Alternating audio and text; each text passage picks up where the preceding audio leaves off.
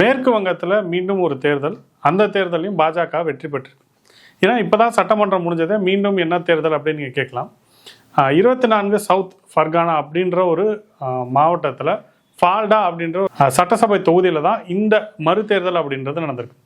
மறுதேர்தல் ஏன் அப்படின்னா, அந்த தொகுதியில் இதுக்கு முன்னாடி வாக்குப்பதிவு நடக்கும்போது நிறையா கோளாறுகள் நடந்திருக்கு அப்படின்னு அங்கே மக்கள் போராட்டத்தில் இருங்க. தேர்தல் கமிஷன் என்ன சொல்லியிருக்காங்கன்னா, இந்த பகுதியில் மீண்டும் வாக்குப்பதிவு அப்படின்றது நடக்கும். அது வந்து மே 21 நடக்கும். மே 24 வாக்கு எண்ணப்படும் அப்படின்னு அவங்க வந்து ஒரு உத்தரவாதம் கொடுத்தாங்க. ஸோ அதை ஒட்டி தான் இந்த முறை மீண்டும் மே 21 மறு வாக்குப்பதிவு அப்படின்றது நடந்திருக்கு. அந்த மறு வாக்குப்பதிவில் பிஜேபி பார்த்தீங்கன்னா ஒரு மிகப்பெரிய வெற்றியை பெற்றிருக்கு அப்படின்னு சொல்லலாம். இந்த ஃபால்டா அப்படின்ற சட்டசபைகளுடைய கடந்த கால வரலாறை நம்ம எடுத்து பார்த்துட்டோம்னா, 2014 பிஜேபி இங்கே போட்டி போடும்போது வெறும் 15,000 ஓட்டு வாங்கி 3வது இடத்துல தான் இருந்தாங்க. கிட்டத்தட்ட டெபாசிட்டே இல்லாத ஒரு நிலைமை தான் பிஜேபிக்கு இருந்தது. 21 தேர்தல் நடக்கும்போது இங்கே வந்து 75,000 ஓட்டு வாங்கி 2வது இடத்துல இருந்தாங்க. இப்போ பார்த்தீங்கன்னா 1,80,000 ஓட்டு வாங்கி கிட்டத்தட்ட முதலுக்கும் 2வதுக்கும் போட்டி நடந்தவருக்கு நடுவில் 1,00,000 ஓட்டு வித்தியாசத்தில் பிஜேபி ஜெயிச்சிருக்கு அப்படின்றத நம்ம புரிஞ்சுக்கலாம். எந்த அளவுக்கு தேர்தலை பிஜேபி வந்து ஒரு கண்ணும் கருத்துமா செயல்படுது அப்படின்றதுக்கு இந்த தேர்தல் நம்ம உடன்படாது. இந்த தேர்தலை நம்ம வந்து ஒரு எடுத்துக்காட்டாக வச்சுக்கலாம். ஏன்னா பிஜேபி அப்படின்றது பார்த்தீங்கன்னா பொதுவாக எல்லாராலையும் அறியப்படக்கூடிய ஒரு விஷயம் என்னன்னா, எலெக்ஷன் மிஷின் அப்படின்னு நம்ம வந்து சொல்லலாம். அது வந்து ஒரு சின்ன ஒரு சட்டசபை இடைத்தேர்தலாக இருக்கட்டும், இல்லாட்டி லோக்கல் பாடி எலெக்ஷன்ஸாக இருக்கட்டும், இல்லாட்டி ஒரு தேச லெவலில் இருக்கக்கூடிய ஒரு பாராளுமன்ற எலெக்ஷனாக இருக்கட்டும், எல்லாத்துலேயுமே பிஜேபி பார்த்தீங்கன்னா தங்களுடைய முழு பலத்தையும் காட்டணும் அப்படின்றதுல பிஜேபி எப்பயுமே ஒரு தீர்க்கமாக இருந்திருக்கு. ஏன்னா 1984 பிஜேபின்ற கட்சி துவங்கி தன்னுடைய முதல் தேர்தலில் 2 எம்பியை மட்டும்தான் பெற்றிருந்தாங்க. அதுக்கப்புறம் இன்னைக்கு பார்த்தீங்கன்னா கிட்டத்தட்ட இந்தியாவில் 3வது முறை இந்தியாவுடைய பாராளுமன்றத்தை பிஜேபி தம்பிங் மெஜாரிட்டியோட ஜெயிச்சிருக்காங்க அப்படின்னா அது அவங்களுடைய உழைப்பை தான் காட்டுது. எந்த அளவுக்கு தேர்தலை ஒரு முக்கிய கருப்பொருளாக எடுத்து ஒரு கட்சி செயல்படுது அப்படிங்கிறத நம்ம பார்த்துக்கலாம். ஏன்னா கொஞ்ச நாளைக்கு முன்னாடி ஹைதராபாத்தில் நடந்த அந்த லோக்கல் பாடி எலெக்ஷன்ஸில் அமித்ஷா அவர்களே வந்து டைரெக்டாக பிரச்சாரம் பண்ணியிருந்தார். யூபியோட சிஎம் யோகி ஆதித்யநாத் வந்து நேரடியாக பிரச்சாரம் பண்ணியிருந்தார். இதற்கு முன்னாடி இந்திய தேர்தல் வரலாறுகள்லேயே இப்படி ஒரு விஷயம் நடந்ததே கிடையாது. ஏன்னா ராஜீவ்காந்தியாக இருக்கட்டும், இந்திரா காந்தியாக இருக்கட்டும், இல்லாட்டி நம்ம ஊருடைய சிதம்பரம் வந்து ஹோம் மினிஸ்டராக இருந்தார். இவங்கெல்லாம் எத்தனை பேர் ஒரு லோக்கல் பாடி எலெக்ஷன், எந்த மாநிலத்தோட லோக்கல் பாடி எலெக்ஷன்லையாவது போய் தேர்தலுக்காக பிரச்சாரம் பண்ணியிருக்காங்களா அப்படின்னு பார்த்தீங்கன்னா கிடையவே கிடையாது. ஆனால் பிஜேபி மட்டும்தான் இதை வந்து ஒரு மூச்சுப்பிடியாக எப்பயுமே செஞ்சுட்டு இருக்குது. அடுத்து ஒரு தேர்தலே இல்லவே இல்லை, இதுதான் என்னுடைய கடைசி தேர்தல் அப்படின்ற ஒரு எண்ணத்தில் தான் பிஜேபி ஒவ்வொரு தேர்தலையும் வந்து அவங்க எதிர்கொள்கிறாங்க. அதனால் மட்டுமே தான் பார்த்தீங்கன்னா இந்த ஒரு பெரிய வெற்றி அவங்களுக்கு வந்து சாத்தியப்பட்டிருக்கு. ஸோ அதோட விளைவாக தான் இந்த ஃபால்டா அப்படின்ற சட்டமன்ற தொகுதியில் வெறும் 15,000 ஓட்டு, கிட்டத்தட்ட ஒரு 15 வருஷத்துக்கு முன்னாடி வாங்கியிருந்தவங்க இன்னைக்கு 1,50,000 ஓட்டு பெற்று கிட்டத்தட்ட 71% அளவுக்கான ஓட்டை இந்த தொகுதியில் வாங்கியிருக்காங்கன்னா அவங்களுடைய தேர்தல் எந்த அளவுக்கு அவங்க சீரியஸாக எடுத்துக்கிறாங்க அப்படிங்கிறது தான் நம்ம இதில் புரிஞ்சுக்கணும். இந்த ஃபால்டா அப்படின்ற தொகுதி பார்த்திங்கன்னா 24 சவுத் ஃபர்கானாஸ் அப்படின்ற ஒரு டிஸ்ட்ரிக்ட் கீழே தான் வருது.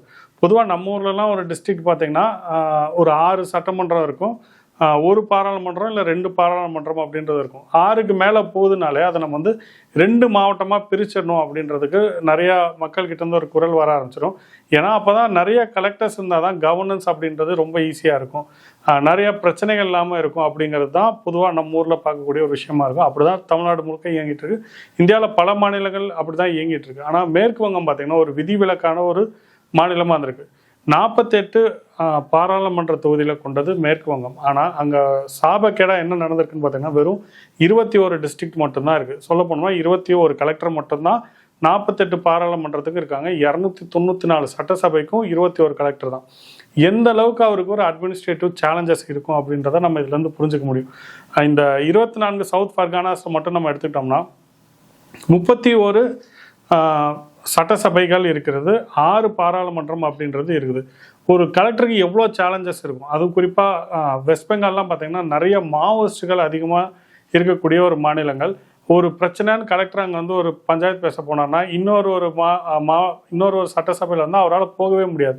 சட்ட ஒழுங்குன்றது பாதுகாக்கிறது ரொம்ப கஷ்டமாக இருக்கும். மக்களுக்கு ஒரு கலெக்டரால் எல்லா தொகுதியிலையும் போய் அவருடைய ப்ரெசன்ஸை கொடுக்கவே முடியாது. அந்த அளவுக்கு ஒரு அட்மினிஸ்ட்ரேட்டிவ் இன்னபிலிட்டியான ஒரு மாநிலமாக தான் வெஸ்ட் பெங்கால் இருந்திருக்கு. ஒரு காலத்தில் வெஸ்ட் பெங்கால் பார்த்தீங்கன்னா உலகத்துடைய ஜிடிபியில் 10% அளவுக்கான உற்பத்தியை வெஸ்ட் பெங்கால்ன்ற ஒரு மாநிலம் மட்டும் கொடுத்துக்கிட்டு இருந்தது. உலகம் முழுக்கவே நிறைய கப்பலை உருவாக்கக்கூடிய துறைமுகங்கள் வெஸ்ட் பெங்காலில் தான் இருந்தது. கங்கை கடலில் கடக்கக்கூடிய ஒரு முக்கியமான இடமா இருந்தது. இந்தியாவுடைய அதிகப்படியான வணிகங்கள் வெஸ்ட் பெங்கால்லேருந்து தான் உலகம் முழுக்க போய்கிட்டு இருந்தது. பிரிட்டிஷ் ஆட்சியில் கிட்டத்தட்ட 100 வருடங்களுக்கு மேலே வெஸ்ட் பெங்கால் தான் தலைநகரமாக இருந்தது.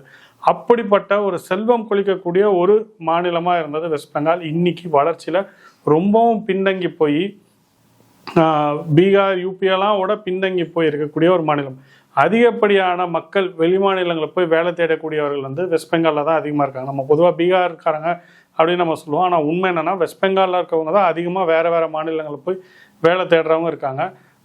நிறைய படித்தவர்கள் ஒரு காலத்தில் வெஸ்ட் பெங்காலில் இருந்தாங்க. நம்ம ஊரோடைய விவேகானந்தர் ஆகட்டும், சுபாஷ் சந்திர போஸாக இருக்கட்டும், அரவிந்தர் மாதிரி பெரிய படித்தவர்கள், நிறைய அரசியல்வாதிகள்லாம் வெஸ்ட் பெங்காலில் இருந்தாங்க. ஆனால் இன்றைக்கி அப்படியே அந்த மாநிலத்தில் பேர் சொல்லிக்கக்கூடிய ஆட்கள் ரொம்ப குறைவான ஒரு சூழ்நிலை தான் இருக்காங்க. வெஸ்ட் பெங்கால்